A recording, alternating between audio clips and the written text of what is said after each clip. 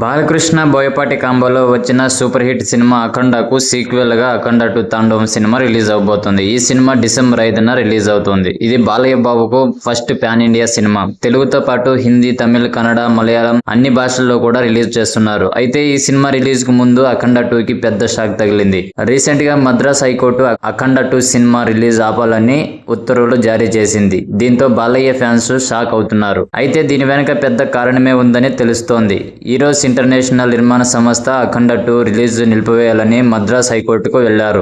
అఖండ 2 నిర్మాణ సంస్థ 14 reels entertainment తమకు 28 కోట్ల నష్టాలను చెల్లించాల్సి ఉందని, ఇప్పుడు 14 రీల్స్ ప్లస్ ఎంటర్టైన్మెంట్ పేరుతో సినిమాలు చేస్తున్నారని, ఆ డబ్బులు చెల్లించేంత వరకు అఖండ 2 సినిమా రిలీజ్ ఆపాలని మద్రాస్ హైకోర్టుకు వెళ్లడంతో ఈరోజు ఇంటర్నేషనల్ సంస్థకు అనుకూలంగా అఖండ 2 రిలీజ్ ఆపాలని హైకోర్టు ఉత్తర్వులు జారీ చేసింది. ఈరోజు సంస్థ చెప్పే 28 కోట్ల నష్టాలు మహేష్ బాబు 1 నేనొక్కడినే, ఆగడు సినిమాలకు సంబంధించినవని తెలుస్తోంది. ఆ 2 సినిమాలని 14 రీల్స్ సంస్థ నిర్మించింది. అయితే ఇది కేవలం తమిళనాడుకు మాత్రమేనా లేదా దేశమంతా రిలీజ్ ఆపాలా అనేది క్లారిటీ రావాల్సి అయితే ఉంది.